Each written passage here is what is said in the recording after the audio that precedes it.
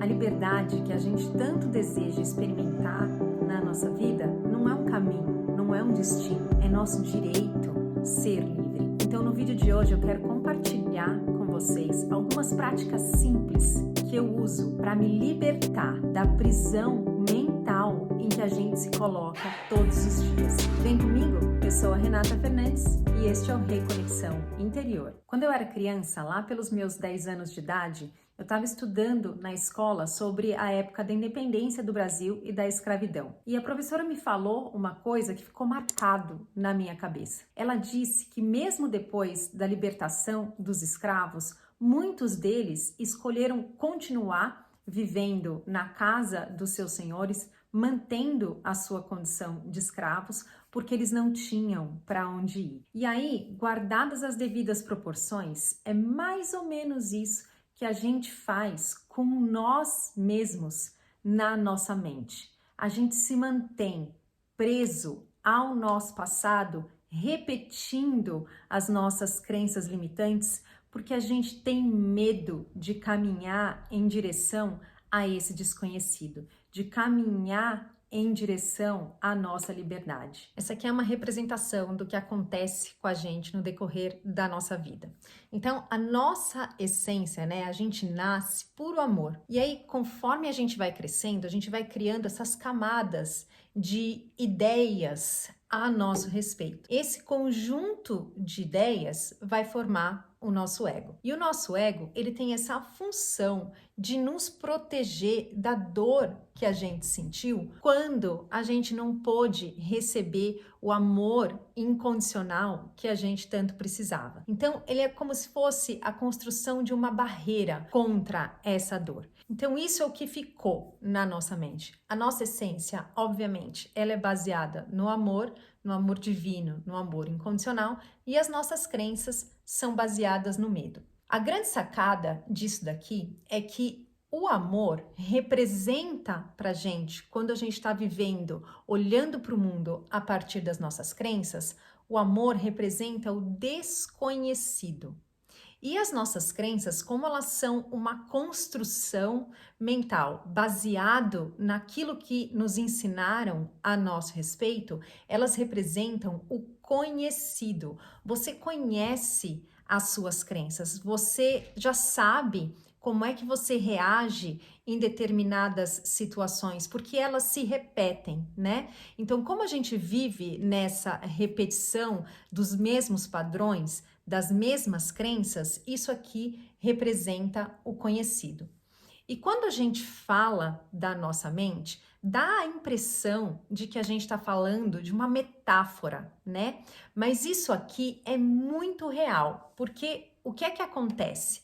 A gente vai experimentar na nossa vida aquilo que a gente percebe a respeito de nós mesmos. Então, enquanto a gente estiver aqui focado nas nossas crenças de medo, é isso que a gente vai projetar.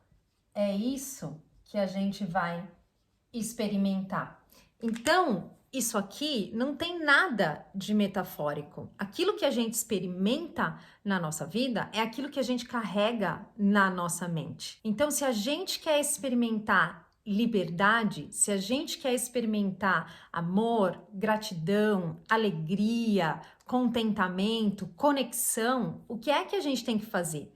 A gente tem que fazer esse caminho de volta daqui, né? Destruir essas barreiras que foram construídas a partir do medo, para que a gente possa acessar de novo a nossa essência. E o que nos impede, então, de fazer esse caminho de volta? O que nos impede de fazer esse caminho de volta é o medo que a gente sente do amor. Porque o amor representa pra gente o desconhecido. Então, ao invés de voltar, ao invés de olhar para dentro e buscar essas nossas respostas, o que é que a gente faz? A gente continua vivendo a partir das nossas crenças, projetando o nosso medo para fora da gente, porque também é muito doloroso segurar ele, manter ele dentro, né? Então a gente projeta, a gente passa a acreditar que as experiências que a gente vê refletidas fora da gente são a causa da nossa dor, né? O mundo nos causa dor. Quando que, na verdade, a raiz, a causa de tudo aquilo que a gente experiencia fora da gente é, na verdade, a nossa mente. É, na verdade, a projeção dos nossos medos. O que eu acho mais surreal dessa dinâmica é que o medo que a gente sente é tão grande que a gente deixa, inclusive, de confiar naquilo que a gente sente. Porque quando a gente se senta para meditar, por exemplo, quando a gente acalma a nossa mente, quando a gente silencia a nossa mente, a gente acessa de novo esse lugar que é interno, né? Que está dentro da gente. E quando a gente acessa esse desconhecido, quando a nossa mente silencia, a gente não está mais preocupado em como a gente vai resolver as questões da nossa vida, como é que a gente vai pagar aquelas contas, porque a mente está em silêncio. E quando a mente silencia, como é que você se sente internamente? Você se sente ansioso ou você acessa um lugar de paz? Você acessa um lugar de completude, ainda que seja um lugar desconhecido, ainda que a sua mente não tenha a menor ideia do que é que vai acontecer a seguir dentro desse lugar. Então, a gente se sente confortável no desconhecido. A gente se senta como se estivesse mesmo sentado no colo de Deus, como se a gente tivesse abraçado pela nossa fonte, acolhido por esse amor. É isso que eu sinto quando eu faço as minhas meditações, né? Quando eu me sento e decido acalmar a minha mente. E aí o grande desafio, pelo menos para mim, é carregar essa sensação que a gente experimenta na meditação para a nossa vida. Porque a nossa mente, como ela funciona a partir da dualidade, né? Como ela funciona a partir da separação, obviamente que ela também vai separar as experiências espirituais que a gente tem, as experiências que a gente tem quando a gente fecha os nossos olhos e acessa esse nosso mundo interno e as experiências que a gente tem de olhos abertos, vamos dizer assim, no nosso mundo externo. Quando na verdade uma coisa é consequência da outra, quando na verdade é tudo uma coisa só. Então, o que é que eu tenho feito nessas situações para me lembrar? Quando eu encontro algum desafio, eu tenho me perguntado o que é que o amor quer me ensinar nessa situação? O que é que o amor espera de mim? O que é que o amor faria nessa situação? Porque isso me reconecta, isso me traz de volta para esse lugar que eu experiencio na meditação. E isso me ajuda a olhar para a situação de uma forma diferente. Os desafios que a gente vive na nossa vida, eles nunca são o que eles parecem ser, o que a gente imagina que eles sejam no julgamento imediato que a gente faz. Tem inclusive uma lição do livro Um Curso em Milagres que fala: tu nunca estás transtornado pelo motivo que imaginas. Acho que é isso que fala a lição. Por quê? Porque sempre existe uma crença por trás daquilo que você está experimentando.